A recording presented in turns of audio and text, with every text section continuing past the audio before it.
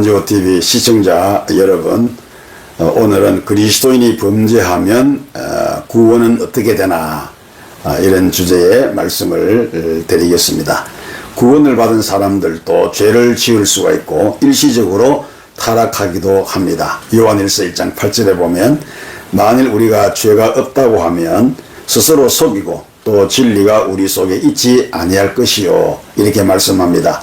만일에 우리에게 죄가 없다고 말하면 그것은 스스로를 속이는 것이다, 이렇게 말씀하는 거죠.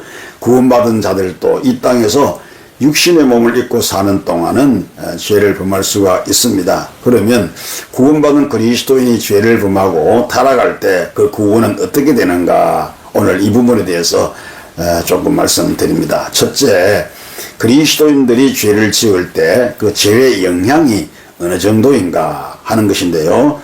그것은 구원에는 영향이 없다라는 것입니다. 요한복음 13장 10절에 보면 예수님께서 이미 목욕한 자는 발밖에 씻을 필요가 없다라고 그렇게 말씀을 하셨습니다. 그러니까 구원받은 자들은 목욕을 한 것과 같다라고 하는 그런 말씀입니다. 그리스도인들이 거듭나고 중생을 했는데 고의적으로 죄를 범할 수는 없지만 연약한 육신으로 인해서 죄를 범할 수가 있죠. 그러나 그 죄는 구원에는 영향을 미치지 못한다는 것입니다. 그것은 마치 목욕한 자가 발만 더럽히는 것과 같다라고 하는 이치가 되는 것입니다. 그러나 구원받은 후에 범죄는 성화에는 영향을 줍니다. 그리스도인들이 죄를 지으면 거룩함과 경건을 이루는 데 있어서 많은 부정적인 영향을 미칩니다.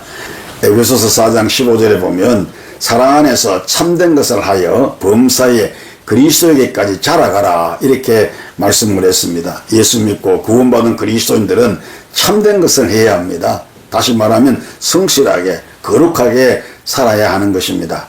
죄를 짓고 불의를 행하며 살아서는 결코 안 되는 것입니다. 하나님의 선하신 뜻에 따라 살아서 믿음의 성숙이 그리스도에게까지 자라가야 하는 것입니다. 그런데 죄를 지으면 믿음이 자라지 않고 퇴보하죠.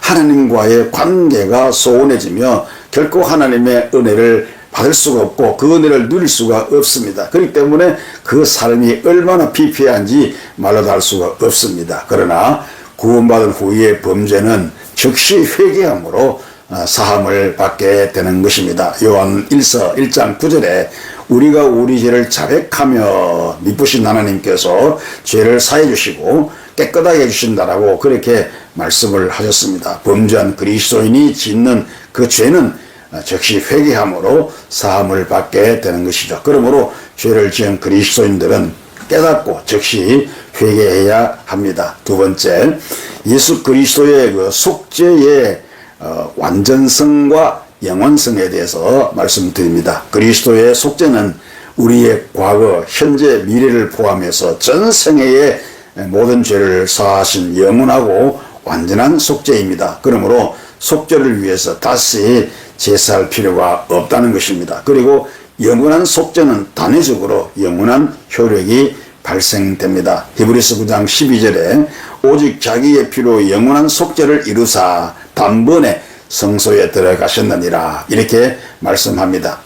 그렇기 때문에 중생을 위한 속죄의 제사가 필요 없다는 것입니다. 십자가에서 이루신 그리스도의 속죄는 영원한 효력이 있기 때문에 그렇습니다. 하나님께서는 우리를 긍휼히 여겨 주셨습니다. 히브리서 8장 12절에 내가 그들의 불의를 긍휼히 여기고 그들의 죄를 다시 기억하지 아니하리라, 이렇게 말씀하셨습니다. 우리를 긍휼히 여겨주신 구체적인 그 내용은 한번 속죄받은 죄는 다시 하나님께서 기억하지 않으신다고 하는 말씀이죠. 그러므로 그리스도의 속죄의 은혜는 영원한 것이다. 일시적이거나 중단됨이 없다.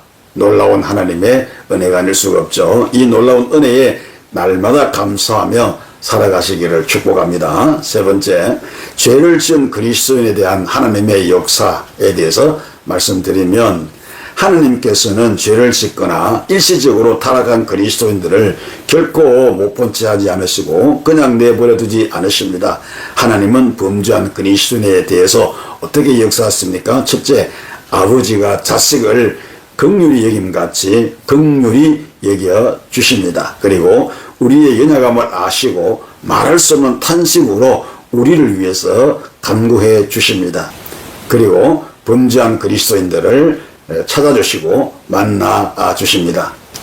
복음서에 보면 예수님께서 이 부분에 대해서 비유를 많이 하셨습니다. 잃어버린 한 마리 양의 비유, 잃어버린 드라크마 비유, 잃어버린 둘째 아들의 비유, 이런 비유를 통해서 잃어버린 하나님의 백성, 하나님의 권속, 하나님의 양들을 찾으시는 하나님이신 것을 말씀해 주시는 것입니다. 그러므로 타락한 자, 일시적으로 타락하거나 범죄한 자들을 우리 하나님께서 찾아주시고 만나 주시는 것입니다. 그리고 죄를 지은 자들을 할지라도 회개하고 돌아오면 우리 하나님은 반드시 영접해 주십니다. 그리고 여섯 번째, 만일 돌아오지 않으면 징계를 통해서라도 회복해 주십니다. 하나님의 징계의 그 과정을 보면 이렇습니다.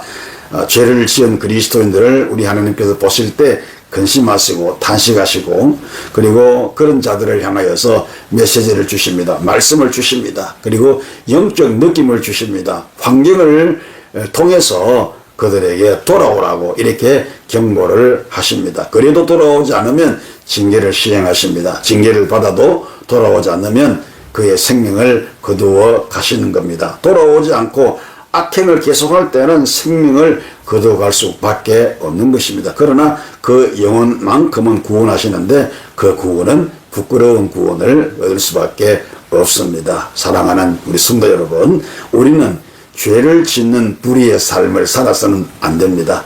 하나님의 뜻을 따라 순종의 삶을 살아야 합니다. 그래서 하나님을 향한 우리의 믿음이 날마다 성장하고 성숙해야 합니다. 이것이 구원받은 자의 신앙 생활인 것입니다. 은혜가 되시기를 축복합니다.